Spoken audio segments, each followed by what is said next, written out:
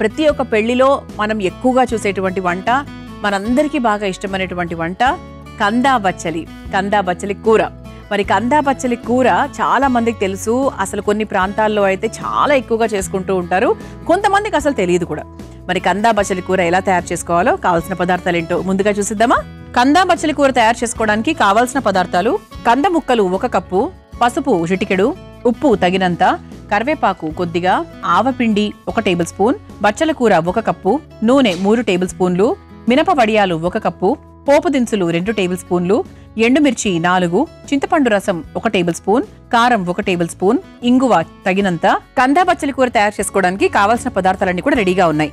మనం దీనికోసము ఇలా మినపొడిగలు తీసుకున్నామండి కాంబినేషన్ లో.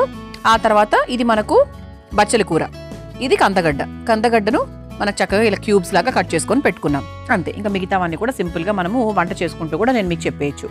అయితే కందగడ్డ అంటే మనకు చాలా టేస్టీగా ఉంటుంది, దాంతో వేపుడు తయారు చేసుకుంటూ ఉంటాము. కందా బచ్చలి కూర చాలా స్పెషల్. సో కందలో ఉన్నటువంటి విలువలు ఏంటి అంటే పొటాషియం ఎక్కువగా ఉంటుంది, omega-3 ఫ్యాటీ యాసిడ్స్ ఎక్కువగా ఉంటాయి, ఫైబర్ ఎక్కువగా ఉంటుంది. తద్వారా ఏంటి అంటే కొలెస్ట్రాల్ తగ్గిస్తుంది, గుండె ఆరోగ్యానికి కూడా చాలా మంచి మేలు చేస్తుంది. ఆ తర్వాత మనకు బచ్చలి కూర. ఇక ఆకుకూరల్లో రారాజేది అంటే అన్నీ రారాజే అని చెప్పచ్చు. ఇక బచ్చల కూర గురించి మాట్లాడాలంటే ఎన్ని విలువలు ఉన్నాయో తెలుసా అండి. ఇందులో iron, calcium, magnesium, phosphorus, protein, fibre, potassium, vitamin A, vitamin C, antioxidants, beta carotene, ఇలా ఇవన్నీ కూడా చాలా అధికంగా ఉన్నాయి. ఇక ఆకుకూరలు అన్నీ కూడా మంచివే, ప్రత్యేకంగా చెప్పక్కర్లేదు. వీటిలో కూడా మనకు ఇన్ని చక్కటి గుణాలు ఉన్నాయన్నమాట. ముఖ్యంగా గర్భిణీ స్త్రీలకు గర్భం దాల్చడానికి బచ్చలి కూర చాలా బాగా సహాయం చేస్తుంది తెలుసా. అలాగే ఓవరాల్ గా ఈ వంట ఏంటి అంటే మనకి శరీరానికి కావాల్సినటువంటి పోషక విలువల్ని చాలా మెండుగా అబండెంట్ గా అందిస్తుందని చెప్పొచ్చు. మరి అటువంటి చక్కటి కంద అలాగే బచ్చలి కూర ఈ రెండిటితో మినప వడియాలని వాడుతూ మనం ఈ రోజు చక్కటి సాంప్రదాయకరమైనటువంటి వంటకం తయారు చేయబోతున్నాం. ఫస్ట్ మనం ఏం చేయాలి అంటే ఇటుపక్క ఈ ఉంది కదండి, ఈ స్టవ్ వెలిగించేసుకుందాం. ఒక చిన్న ఉడికిచ్చే ప్రాసెస్ చేసుకోవాలి. ఆ తర్వాత మన మెయిన్ పోపు ప్రాసెస్లోకి మనం వెళ్ళిపోవచ్చు. ఇందులో కొంచెం మనం నీళ్లు పోసుకుందామండి.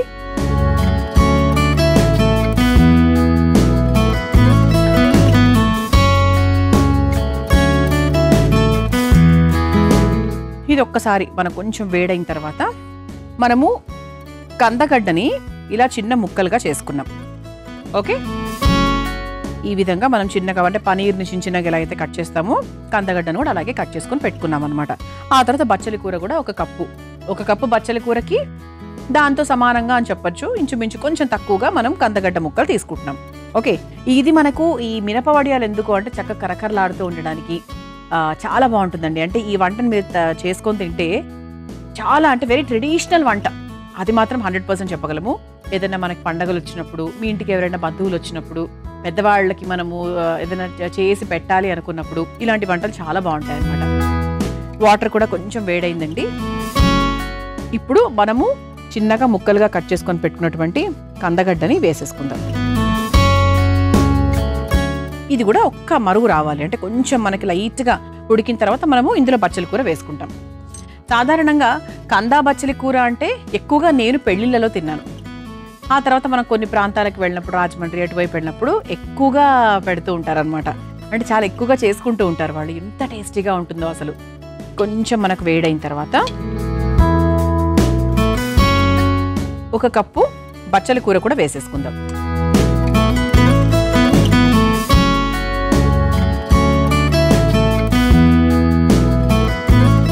ఇందులో కొంచెం ఉప్పు కూడా వేసుకుందామండి. ఎప్పుడు కూడా మనం ఆకుకూరల్ని ఉడికిచ్చేటప్పుడు కాస్త ఉప్పు వేసుకుంటే దాని రంగు మారకుండా ఉంటుంది. చాలా కొంచెం, అంటే కూర కోసం సరిపడా ఉప్పు కాదు, కేవలం అది ఉడకడానికి మాత్రమే సరిపడా ఉప్పు వేసేసుకున్నాం కదా. ఒక్కసారి ఇలా కలిపేసిన తర్వాత ఇందులో కాస్త పసుపు కూడా వేసుకుందాం. ఉప్పు పసుపు కూడా వేసుకోవచ్చు. ఇది ఒకసారి కలిపేసుకుందాం. ఇది మరుగుతూ ఉంటుంది కదా. ఇది మరిగి ఎలా అంటే మనకి కందగడ్డ ఒక 80% వరకు ఉడికితే సరిపోతుంది. కొన్నిటిని మనం చక్కగా మెదుపుకొని చేసుకొని కొన్నిటిని మాత్రం అలాగే ఉంచేసుకోవచ్చు. ఇది ఒక 2 నుంచి 5 నిమిషాల వరకు సమయం పడుతుంది. అయితే ఈలో మనం ఏం చేద్దామంటే, చెప్పాను కదా నేను మినప వడియాలు తీసుకున్నా అని చెప్పి, మినప వడియాల్ని ఒక్కసారి వేయించేసుకొని ఒక బౌల్లోకి తీసేసుకుందాం. ఇప్పుడు ఈ స్టవ్ వెలిగించేస్తున్నాను.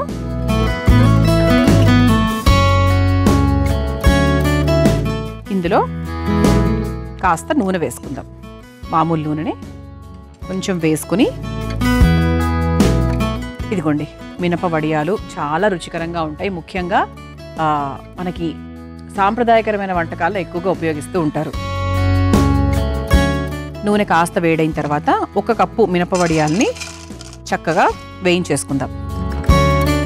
ఈలోపు మనకి ఇది కూడా అవుతూ ఉంటుంది కదా. చాలా మంది ఇంట్లో మినప వడియాలు ఉంటాయి.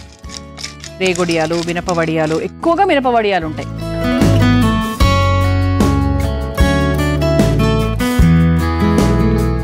ఇటువైపు చూస్తే చక్కగా ఇలా మరుగుతోంది, ఉడుకుతోంది కూడా.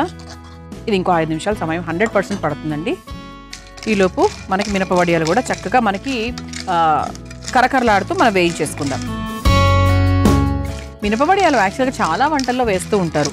కాకపోతే చివరిగా వేయాలి. ముందే వేసేస్తే మెత్తపడిపోతాయి. అసలు అది తింటున్న ఆనందం కూడా ఉండదు. లాస్ట్లో వేస్తే కరకరలాడుతూ ఉంటాయి కాబట్టి అలా క్రిస్పీగా బాగుంటుంది. కొంచెం మనకి రంగు లైట్గా మారిన తర్వాత ఒక బౌల్లోకి తీసేసుకోవచ్చు. ఇవి ఉట్టిగా తిన్నా కూడా కరకరలాడుతూ బాగుంటాయండి.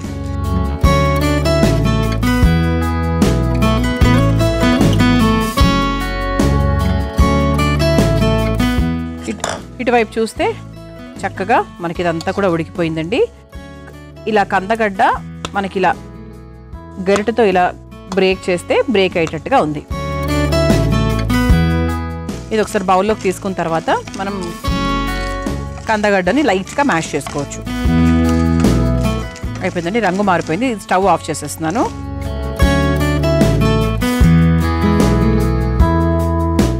ఇలా చక్కగా ఈ బౌల్లోకి తీసేసుకుందాం.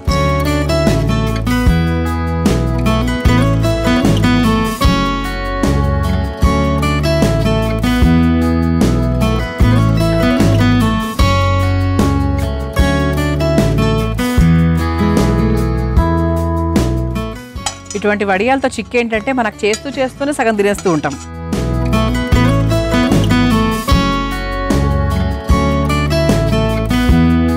ఇదిగోండి ఇలా చక్కగా కరకరలాడుతూ ఉన్నాయి. కాస్త చల్లబడితే ఇంకా బాగుంటాయి. ఓకే, సో ఇప్పుడు మనము మినప వడియాలు వేయించేసుకున్నాము. ఇటువైపు చూడండి ఒక్కసారి. ఈ స్టవ్ కూడా యాక్చువల్గా మనం ఆఫ్ చేసేసుకోవచ్చు. మనం దీన్ని లైట్గా మ్యాష్ చేసుకుందాం. ఎలా అంటే మనకు ఈ కందగడ్డ ఉంది కదా, అవి కొన్ని మనకు మ్యాష్ అయిపోవాలి.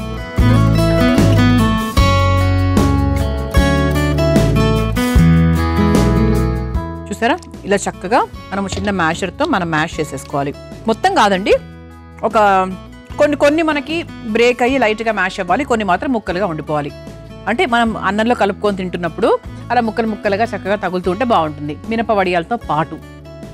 ఇది అయిపోయిందండి. ఇప్పుడు మరలా ఈ స్టవ్ వెలిగించేసుకుందాం.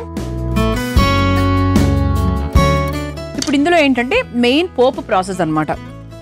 పోపులో భాగంగా ఫస్ట్ మనం కాస్త నూనె వేసేసుకుందాం.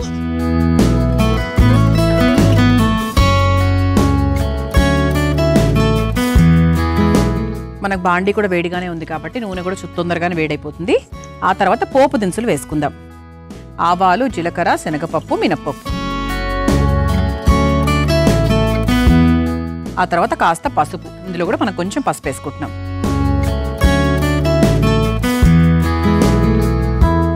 ఆ తర్వాత ఎండుమిరపకాయలు,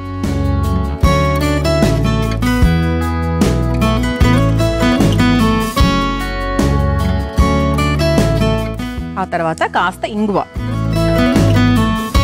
కందాబచ్చల్లో ఇంగువ చాలా చాలా ముఖ్యం. ఆ తర్వాత కాస్త కరివేపాకు. ఆ తర్వాత కాస్త కారం. ఇంతవరకు మనము వేరే కారాలు ఏం వేసుకోలేదు, అందుకు కొంచెం మన కారం ఎక్కువగానే వేసుకోవాలి. సో కారం వేసేసుకున్నాం కాబట్టి ఇప్పుడు ఇందులో మనము ఉడికించుకొని పెట్టుకున్న కందాబచ్చలు కూడా వేసేసుకుందాం.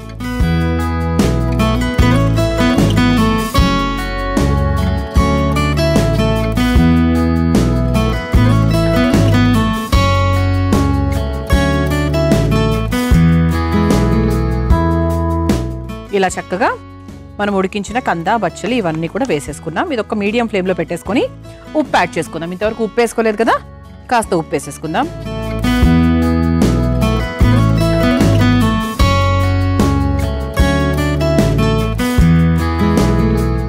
ఇది ఒకసారి కలిపేసుకుందాం. ఇప్పుడు ఇందులో కాస్త చింతపండు గుజ్జు వేసేసుకుందాం.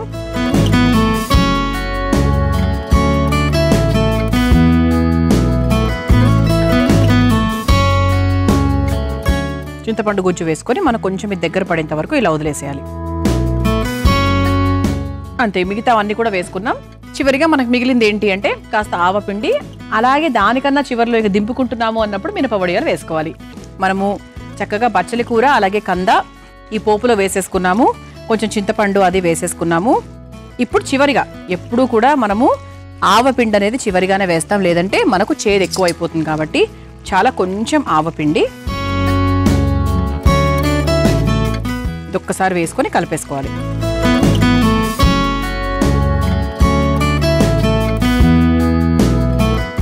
ఆ తర్వాత ఇక చివరిలో చెప్పాను కదా మనకి మినపొడియాలు అనేవి లాస్ట్లో వేయాలని చెప్పి ఇలా చక్కగా వేసేసుకోవాలి. ఇక స్టవ్ కూడా ఆఫ్ చేసుకోవచ్చండి. దీని వేడి సరిపోతుందన్నమాట ఇది కలవడానికి. అలా చక్కగా కరకరలాడుతూనే ఉండాలి అవి. సో ఇలా మనము మినపొడియాలు వేసేసుకొని స్టవ్ ఆఫ్ చేసేసుకున్నాం. యాక్చువల్గా మనకు ఈ కందా బచ్చలి కూర ఏంటి అంటే ఒక 6 గంటల తర్వాత తింటే, చేసిన 6 గంటల తర్వాత తింటే దాని రుచి ఇంకా బాగుంటుందన్నమాట. ఫర్ ఎగ్జాంపుల్ మధ్యాహ్నం చేసుకుంటే రాత్రికి చేసుకుంటే మర్నాడుకు. అంటే కొంతమంది అనుకుంటారు ముందు రోజు తినడం ఏంటి అని. చాలా బాగుంటుంది. ఇప్పుడు కొన్ని మనకు సాంబారు పులుసులు ఎలాగైతే బాగుంటాయో ఇది కూడా అదే విధంగా అనమాట. చేసుకున్న టైం కన్నా కూడా ఒక 6-7 గంటల తర్వాత ఇంకా చాలా టేస్టీగా ఉంటుంది. కాబట్టి ఈసారి ఇలా ట్రై చేయండి, ఓకేనా? ఎప్పుడైనా రాత్రిపూట తినాలి, గెస్ట్లు వస్తున్నారు అంటే మధ్యాహ్నమే చేసి పెట్టేసుకోండి, మీకు మంచి మార్క్స్ వచ్చేస్తాయి. ఇక ఒక సర్వింగ్ బౌల్లోకి తీసేసుకుందాం.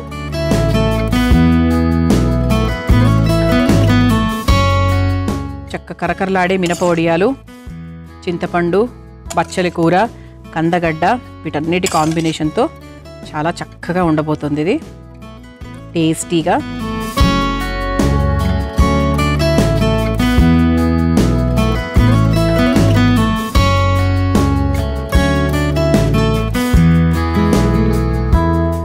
ఇలా చక్కగా వేడివేడిగా సాంప్రదాయకరమైన కంద బచ్చలి కూర రెడీ అయిపోయింది. మీరు తయారు చేసుకోవాలనుకుంటే కావాల్సిన పదార్థాలు, తయారు చేసుకునే విధానం మరొకసారి చూసేయండి. కంద బచ్చలి కూర తయారు చేసుకోవడానికి కావాల్సిన పదార్థాలు: కంద ముక్కలు 1 కప్పు, పసుపు చిటికెడు, ఉప్పు తగినంత, కరివేపాకు కొద్దిగా, ఆవపిండి 1 టేబుల్ స్పూన్, బచ్చల కూర 1 కప్పు, నూనె 3 టేబుల్ స్పూన్లు, మినప వడియాలు 1 కప్పు, పోపు దినుసులు 2 టేబుల్ స్పూన్లు, ఎండుమిర్చి 4, చింతపండు రసం 1 టేబుల్ స్పూన్, కారం 1 టేబుల్ స్పూన్, ఇంగువ తగినంత. కందా బచ్చలి కూర తయారు చేసుకునే విధానం: ముందుగా స్టవ్ వెలిగించి బాండీలో నీళ్లు పోసి 50% వరకు ఉడికించుకున్న కందగడ్డ ముక్కలను, తరిగిన బచ్చల కూరను కాస్త ఉప్పు పసుపు వేసి కలిపి ఉడికించుకోవాలి. తర్వాత కొన్ని కందగడ్డ ముక్కల్ని మెత్తగా మెదుపుకోవాలి. ఆ తర్వాత మరో స్టవ్ వెలిగించి ప్యాన్ లో నూనె వేసి వేడైన తర్వాత మినప వడియాలను వేయించుకొని తీసి పక్కన పెట్టుకోవాలి. ఇప్పుడు అదే బాండీలో కాస్త నూనె వేసి వేడైన తర్వాత పోపు దినుసులు, పసుపు, ఎండుమిర్చి, కాస్త ఇంగువ, కరివేపాకు, కారం వేసి వేయించుకున్న తర్వాత మెదుపుకున్న కందా బచ్చలి మిశ్రమాన్ని ఇందులో వేసి అందులో సరిపడా ఉప్పు కూడా వేసి చింతపండు రసం వేసి బాగా కలిపి కొద్దిసేపు మగ్గించుకొని చివరిగా ఆవపిండి, వేయించిన మినప వడియాలను వేసి కలిపి ఒక సర్వింగ్ బౌల్లోకి తీసుకొని సర్వ్ చేసుకుంటే కందా బచ్చలి కూర రెడీ.